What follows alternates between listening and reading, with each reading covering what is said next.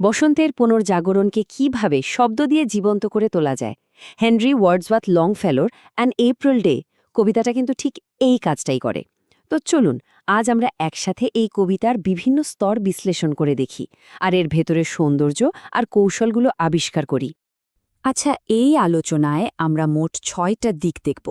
প্রথমে কবিতার যাত্রা, তারপর কবির শব্দ আর ছন্দ, কিভাবে তিনি একটা জীবন্ত দৃশ্য তৈরি করলেন।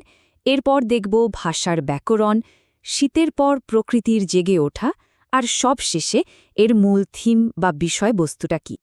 তো সবার আগে চলুন জেনে নিই এই কবিতাটার প্রেক্ষাপট কি, মানে এটা কোথা থেকে এসেছে আর এর লেখকই বা কে। এই কবিতাটা লিখেছেন হেনরি লংফেলো, ১৯ শতকের আমেরিকার একজন খুবই বিখ্যাত কবি। তার লেখার সবচেয়ে বড় বৈশিষ্ট্য ছিল এর সঙ্গীতময়তা বা মিউজিক্যালিটি। আর এই সংক্রান্ত কবিতাটা তার প্রথম দিকের একটা সংগ্রহ ভয়েসেস অব দ্য নাইট থেকে নেয়া, যেটা আমাদের এর প্রেক্ষাপট বুঝতে সাহায্য করে। কবিতাটা আসলে একটা দিনের গল্প বলে। একদম সকালে সূর্য ওঠা দিয়ে শুরু, তারপর দুপুর গড়িয়ে কিভাবে জীবন জেগে ওঠে, আর সব শেষে সূর্যাস্তের আভার মধ্যে দিয়ে দিনটা শেষ হয়। আচ্ছা, এবার একটু গভীরে যাওয়া যাক। চলুন দেখি লংফেলো ঠিক কোন কোন শব্দ ব্যবহার করে এই কবিতার পুরো জগৎটা তৈরি করলেন। যেমন ধরুন গ্লেডস শব্দটা, এর মানে হল বনের মধ্যে যে ছোট ছোট ঘাসের ফাঁকা জায়গা থাকে সেগুলো। দেখুন, এই একটা শব্দ ব্যবহার করেই কিন্তু তিনি আমাদের চোখের সামনে একটা পরিষ্কার ছবি তুলে ধরছেন। আরেকটা খুব গুরুত্বপূর্ণ শব্দ হল আপল্যান্ড, মানে উঁচু জমি বা পাহাড়ের ওপরের অংশ।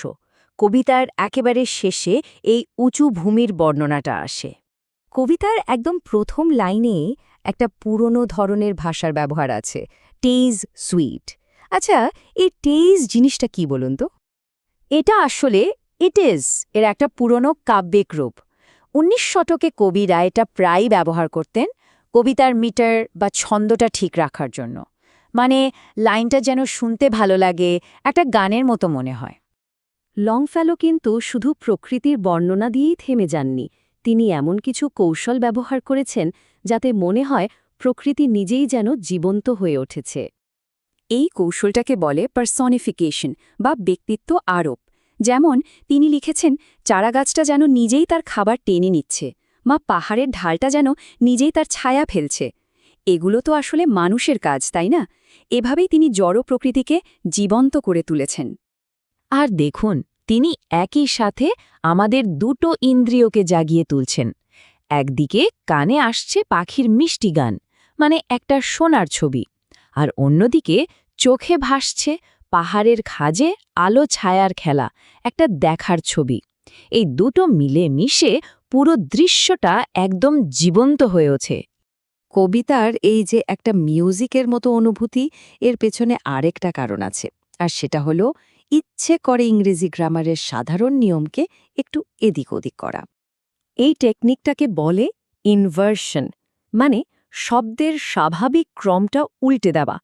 সাধারণ ইংরেজিতে আমরা বলতাম দি আপল্যান্ড গ্লোজ ওয়াইড, কিন্তু কবি কি লিখেছেন? And wide the upland gloss. শব্দগুলো শুধু একটু আগে পরে করার কারণেই দেখুন কি সুন্দর একটা কাব্যিক ছন্দ তৈরি হয়ে গেল।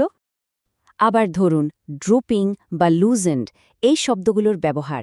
যখন তিনি বলছেন ড্রুপিং ট্রি, মানে নুয়ে পড়া গাছ, তখন গাছটার অবস্থা এক শব্দেই স্পষ্ট হয়ে যায়। ঠিক একইভাবে লুজেন্ড মোল্ড বা আলগা মাটি বললেও মাটির সেই উর্বর ভাবটা চোখের সামনে ভেসে ওঠে।